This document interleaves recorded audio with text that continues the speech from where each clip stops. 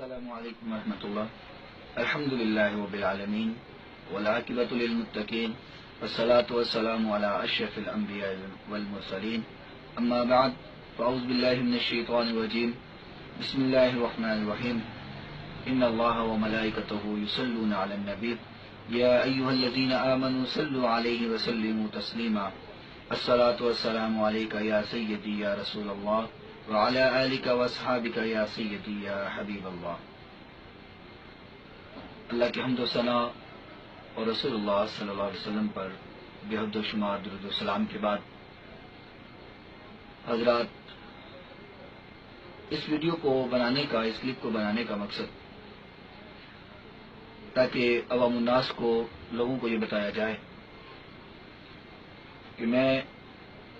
اللہ کے فضل و کرم سے مسلک حق اہل سنت کو قبول کر چکا ہوں۔ میرا نام قاری عبدالحفیظ بخاری ہے اور میرا تعلق مسلک اہل حدیث سے تھا،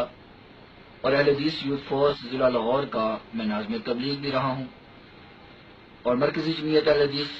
نشتر ٹاؤن کا میرے پاس ناظم تبلیغ کا عہدہ تھا، اور طالب علمی دور اہل حدیثوں میں رہا۔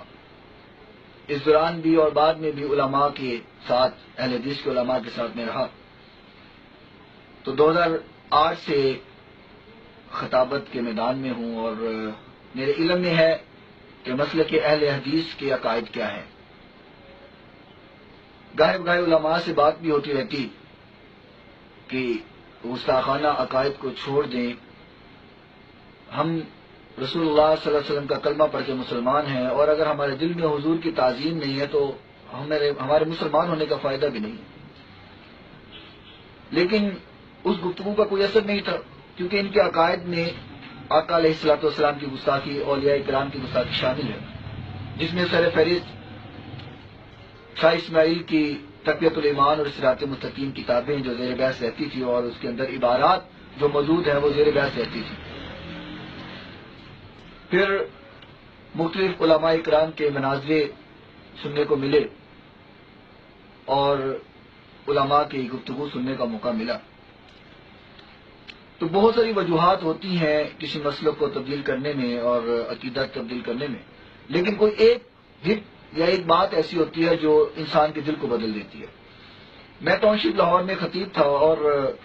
کچھ دوستوں سے مشاورت بھی تھی، تو میں نے ایک دوست سے کہا کہ مجھے کوئی ایسا خطیب بتاؤ جس کا انداز بیاں بہت اچھا ہو، قرآن پڑھنے کا انداز اچھا ہو، گفتگو کرنے کا انداز اچھا ہو۔ تو میرے دوست نے مجھے بتایا کہ پنڈی کے ایک اہل سنت مسلک کے خطیب ہیں، وہ بڑا پیارا قرآن پڑھتے ہیں، بڑی اچھی تقریر کرتے ہیں، انداز بیان کا اچھا ہے۔ تو انہوں نے مجھے نام دیا، میں نے نیٹ سے سرچ کیا، ان کے بیانات سنے، اور وہ نام نامی اس میں گرامی محترم جناب مناظر اسلام کنز الدلائل حضرت علامہ مولانا غفران محمود سیالوی صاحب کا تھا۔ تو وہ بیانات میں سنتا رہا، تو ارادہ تو تھا کہ انداز بیاں بنے اور اپنا انداز بناؤں علامہ صاحب کے مطابق، لیکن اللہ کا کرنا یہ تھا کہ میں انداز بنا رہا تھا، اللہ نے میرا عقیدہ بنا دیا۔ تو ان کے بیانات سن کر بہت سے ایسے سوالات جو میرے ذہن میں چلتے تھے، جو میں اپنے مسائل کے طور پہ اہل حدیث کے علماء سے پوچھتا تھا، ان کا جواب ان کے پاس نہیں تھا، وہ جواب دینے سے قاصر تھے۔ ان سوالات کے جواب، ان اشکال کے بارے میں مجھے علامہ صاحب کے بیانات سے بہت زیادہ رہنمائی ہوئی۔ تو میں نے علامہ صاحب کے بیانات سے بڑا استفادہ کیا، اور تقریباً 2 سال میں وہاں پہ خطیب رہا اور ان کے بیانات سنتا رہا۔ تو ان 2 سالوں میں ان کے بیانات کے بہت زیادہ اثرات مجھ پر رہے۔ تو میں نے پھر جب حقائق کو جان لیا اور اپنے جو اہل حدیثوں کے عقائد تھے وہ اور مسلک اہل سنت کے عقائد کا موازنہ کیا، اور ہمیں جو مدارس میں، طالب علمی دور میں یا علماء کی مجلس میں جو اہل سنت کا ایک امیج دیا جاتا تھا، جب میں نے مسلک اہل سنت کے علماء کو سنا تو وہ ایک غلط ثابت ہوا کہ مسلک اہل حدیث کے جو علماء ہیں وہ لوگوں کو گمراہ کرنے کے لیے جو عقائد مسلک اہل سنت کے بتلاتے ہیں وہ تو ان کے نہیں ہے۔ اگر کوئی جاہل ان عقائد پر عمل کرتا ہے تو اس کا ایک مسلک کے ساتھ تعلق نہیں ہے۔ مثال کے طور پر ہمیں مدارس میں یہ کہا جاتا کہ جو مسلک اہل سنت کے لوگ ہیں وہ تو درباروں میں جا کے سجدہ کرتے ہیں، وہ تو شرک کرتے ہیں، وہ بدعات کا ارتکاب کرتے ہیں۔ تو ایسی باتیں ہمیں بتا کر مسلک اہل سنت سے متنفر کیا جاتا رہا۔ جب میں نے علماء اہل سنت کو سنا تو مجھے پتہ چلا کہ درباروں پہ جا کے سجدے کرنا، یہ اس طرح کی خرافات یا بدعات، یہ تو جہلاء کا کام ہے، اہل علم کا یہ عمل نہیں ہے، وہ مسلک اہل سنت کے علماء کا یہ عمل نہیں ہے۔ تو بہرحال مختصر بات یہ ہے کہ جب میں نے عقائد کا موازنہ کیا تو مجھے مسلک اہل سنت کے جو عقیدہ ہے وہ حق و سچ لگا، تو میں نے 10 اکتوبر 2015 کو مسلک اہل سنت قبول کرنے کا اعلان کیا، اور میری گفتگو بھی رہی مختلف علماء سے، اور بالخصوص حضرت علامہ غفران محمود سیالوی صاحب، ان سے میری بات ہوئی، گفتگو ہوئی، تو اس کے بعد میری ان سے ملاقات بھی ہوئی، ان سے کافی علمی استفادہ میں نے حاصل کیا۔ تو اللہ کا احسان ہے مجھ پر کہ مجھے حقائق کا علم ہوا، اور گمراہی سے اللہ تعالیٰ نے مجھے بچایا، اور میں نے مسلک اہل سنت کو قبول کر چکا ہوں۔ اور علامہ غفران محمود سیالوی صاحب سے آج بھی میری بات ہوئی، اور ان کے حکم سے میں علماء بورڈ سنی تحریک ضلع لاہور میں شمولیت کا اعلان کرتا ہوں، اور